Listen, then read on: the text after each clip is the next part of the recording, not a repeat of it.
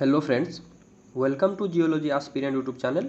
सो आज हम डिस्कस करेंगे न्यूमेरिकल के पार्ट 2 के ऊपर। ठीक है, इससे पहले हमने न्यूमेरिकल के ऊपर डिस्कशन किया था प्रीवियस वीडियो में, और उसमें हमने स्पेशली जो न्यूमेरिकल के ऊपर सॉल्व किया था या फिर जो भी न्यूमेरिकल हमने देखा था वो था मिलर इंडिसेस के ऊपर। ठीक है, आज जो हम देखेंगे various numerical regarding the crystallography. ठीक है, क्रिस्टलोग्राफी के रिलेटेड जो भी कुछ टाइप के न्यूमेरिकल आएंगे उसके ऊपर थोड़ा सा हम डिस्कशन करेंगे। तो चलिए फिर स्टार्ट करते हैं आज का जो टॉपिक है हमारा न्यूमेरिकल का पार्ट 2। ठीक है, तो क्वेश्चन नंबर 1 है, फॉर ए मिनरल एक्स, कोई भी एक मिनरल है आपके पास एक्स। ठीक है, the unit cell dimensions are, unit cell का डायमेंशन दिया गया कितना, ए जो ए एक्सिस का जो है वो 10.47 angstrom unit, again for B 12.87 angstrom unit रहेगा। ठीक है, and like that for C crystallographic axis 24.29 angstrom unit. ठीक है, find the axial ratio of the mineral X. ठीक है, कोई भी मिनरल आपके पास एक मिनरल है जिसका यूनिट सेल का डायमेंशन आपको दे दिया गया और आपको क्या पूछ क्या रहा है, एक्सियल रेशियो पूछ रहा है। तो आप सभी को पता है एक्सियल रेशियो हम किस तरह कैलकुलेट करते हैं, बी क्रिस्टलोग्राफी के अकॉर्डिंग, मतलब बी क्रिस्टलोग्राफी के एक्सिस के रेस्पेक्ट में या फिर उसी के रिलेटिव लेंथ के अकॉर्डिंग हम एक्सियल रेशियो को फाइंड आउट करते हैं। हर एक क्रिस्टलोग्राफी के एक्सिस से बी क्रिस्टलोग्राफी के एक्सिस को हम डिवाइड करते हैं और that is known as your axial ratio. तो चलिए फिर उसको भी निकालेंगे। तो गिवन क्या क्या दिया गया, एक क्रिस्टलोग्राफी एक्सिस का जो भी डायमेंशन है जो कि यूनिट सेल कट कर रहा है उसको हम क्या बोल रहे हैं, ए के लिए है 10.47 angstrom unit, like that for B 12.87 angstrom unit, for C 24.29 angstrom unit. ठीक है, तो ये आपको गिवन दिया गया है। तो हमें इसको सॉल्व करना चाहिए, फिर देखते हैं किस तरह सॉल्व करेंगे। तो आप सभी को पता है एक्सियल रेशियो का फॉर्मूला क्या है, जो कि हमने लॉज ऑफ क्रिस्टलोग्राफी देखा था, वहाँ पर भी देखा था। हमेशा जब भी बात आएगा एक्सियल रेशियो का तो हम बी मतलब क्रिस्टलोग्राफी जो हमारे पास बी क्रिस्टलोग्राफिक एक्सिस है उसी के पॉइंट ऑफ व्यू से या फिर उसी के रिलेटिव लेंथ से हम कैलकुलेट करते हैं एक्सियल रेशियो, और उसका फॉर्मूला भी हमने देखा था प्रीवियस वीडियो में, A by B is to B by B is to C by B.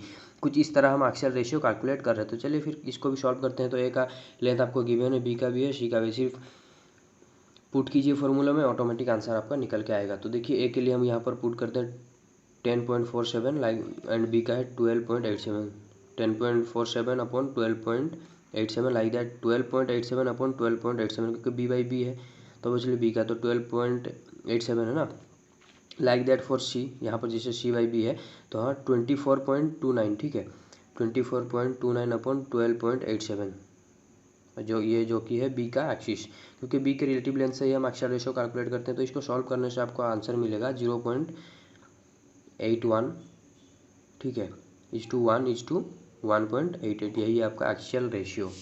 तो इसको आप कैलकुलेट करके देख सकते हो, यही आंसर मिलेगा आपको, एक्सियल रेशियो का आंसर यही है।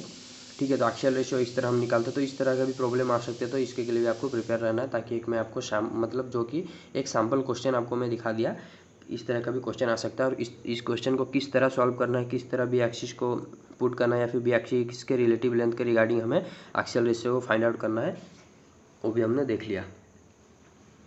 तो फिर चलिए प्रोसीड करते हैं नेक्स्ट क्वेश्चन की ओर। ठीक है, नेक्स्ट जो क्वेश्चन है आपका, ये क्वेश्चन थोड़ा सा ध्यान से दिखिएगा।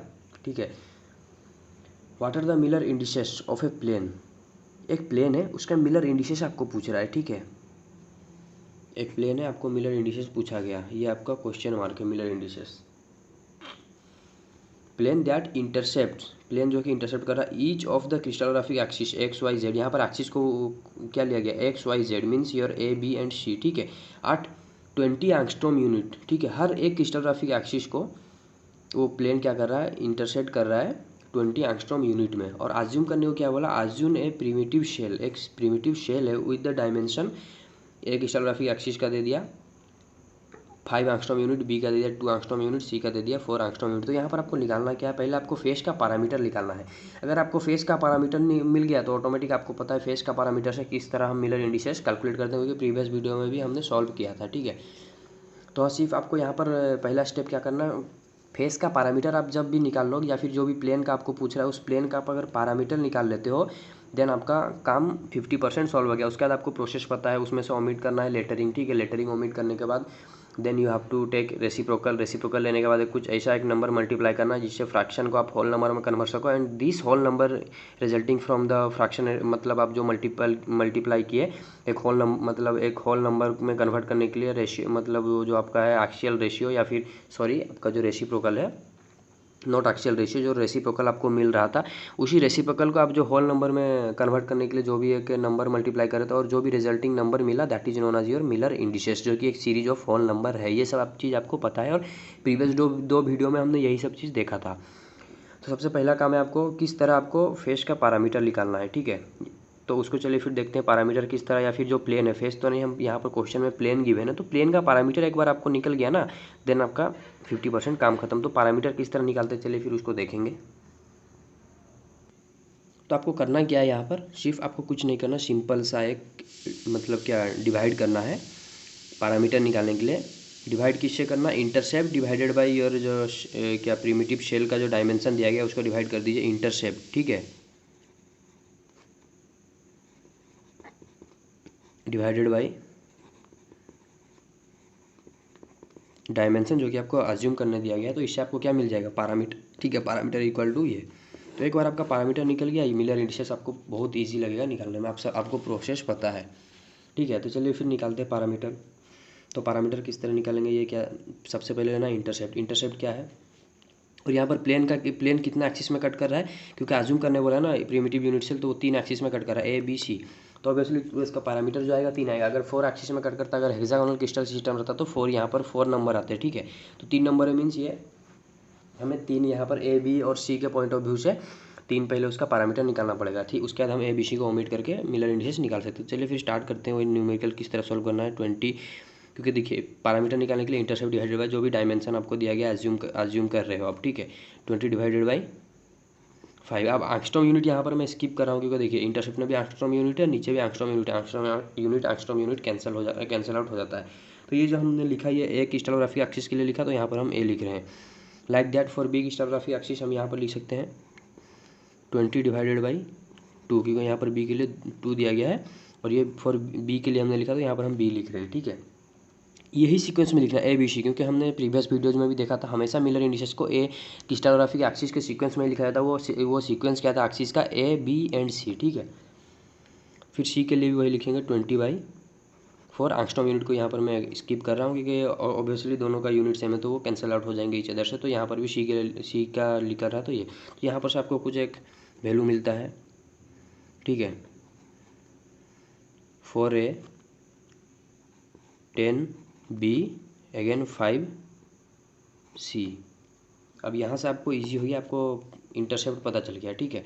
और यू कैन से फेस या फिर प्लेन का जो पैरामीटर है, फेस तो नहीं बोल सकते क्योंकि यहाँ पर क्वेश्चन में प्लेन गिवन है, तो प्लेन का जो पैरामीटर है वो आपको मिल गया, ठीक है। अब ये पैरामीटर मिलने के बाद ऑटोमेटिक आपका क्वेश्चन सॉल्व होता जाएगा। तो सबसे पहले स्टेप क्या करना है, हमें मिलर इंडिसेस कैलकुलेट करने के लिए ओमिट करना है लेटरिंग को, ठीक है। अब इसका फ्रैक्शन करना है 1/4 या फिर रेसिप्रोकल लेना है, ठीक है, 1/10,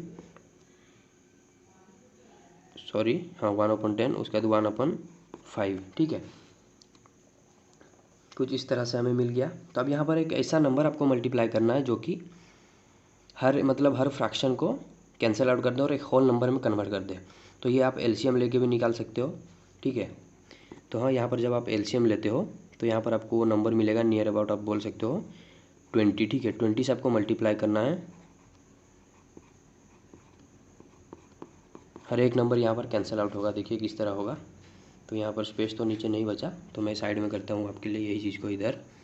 तो ये देखिए यहाँ से मैं स्टार्ट करता हूँ अगेन, ठीक है। इसी को मैं यहाँ से लिखने को ट्राई कर रहा हूँ, ठीक है। तो ये देखिए you can say 20/4 like that,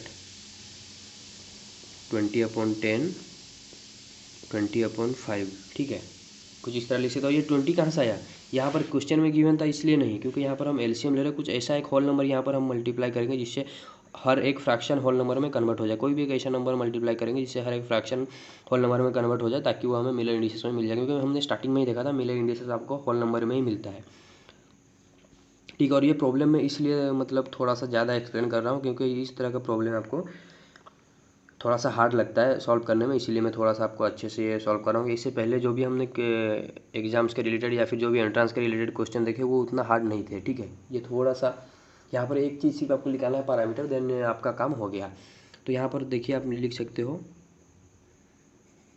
5, ठीक है, यहाँ पर 2